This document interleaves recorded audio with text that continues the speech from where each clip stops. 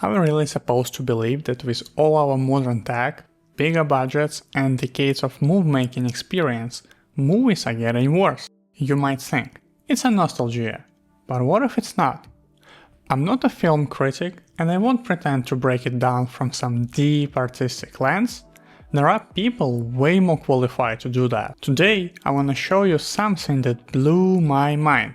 Something simple, not political, just a tiny boring number that actually explains a lot about why modern movies feel broken. Let's go!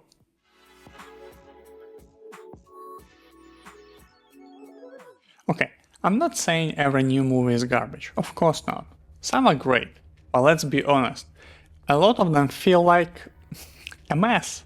Sloppy scripts, incoherent tone, scenes that feel stitched together by a robot. And somehow this all lines up with the fact that we've got way better tools now than in the 80s. Digital editing, CGI, AI, etc.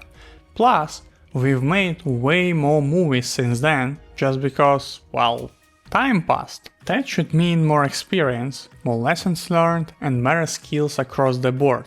So you would assume today's filmmakers would at least be on the same level, if not better, right? And yet, somehow movies from 4 years ago still hold up. They feel tight, focused, like someone actually cared, you know what I mean? So, what happened?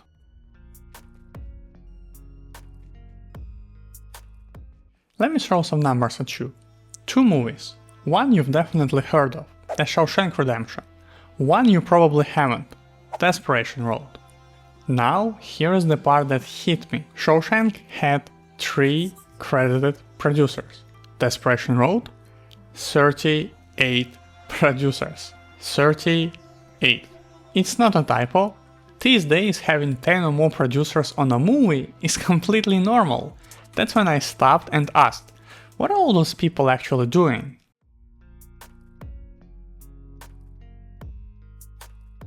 Now let's be clear, a producer is not just some random title. Producers are the ones managing the money, hiring the director, giving script notes, overseeing post-production. Basically, they are responsible for the whole process. Now you might say, well, movies are more complex now, maybe that's why we need more producers. Sure, but 20 times more? Are modern movies really 20 times more complicated than in the 80s? Back then they were building entire cities for sets. Ben-Hur built full Roman arenas. Today you green screen that. Of course, managing teams working with CGI and digital tools isn't easy. But is it really harder than building an entire physical city for a set? I doubt it. Plus, there are dedicated people for that. Production managers. So yeah, modern movies have their challenges. But do they really need 38 cooks in the kitchen? And it's not about budget either. The Force Awakens, one of the most expensive movies ever made, had fewer producers than many mid-budget movies today.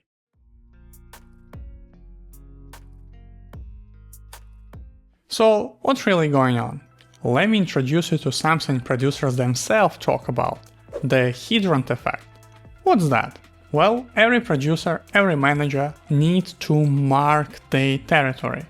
They'll look at the script, and even if it's good, they'll change a line or 2 just so later they can see that, it was my idea. But multiply that by 10, or 20 or 30 and what do you get? That's right, a script that feels like a patchwork of half ideas. Scenes that don't connect, characters that feel like they were rewritten mid-shoot. You've probably felt it watching some new movie, like nobody had a clear vision. That's what the Hydrant Effect looks like on a screen.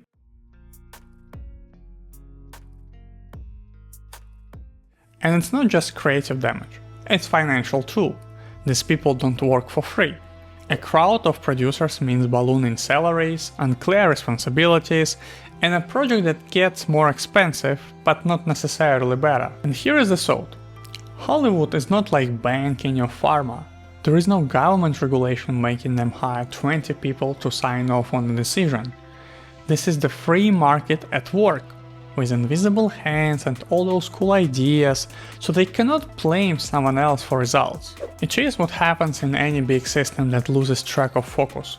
It's what you see in bloated corporations, when middle managers multiply and nobody wants to give up control. And in Hollywood it's turbocharged, because being a producer is power, and power, as we know, wants to replicate itself. Big name producers bring in the assistants, then the assistants want titles, sometimes actors ask for producer credits too, just for leverage, and kids of producers, nepo babies, they get credit just to keep the family tree thriving. And when streaming platforms got involved, oh boy, these are pure corporations. Everything's structured, every film is a KPI, if it underperforms, nah, bury the data, no consequences, no failure to fear, which means no reasons to streamline.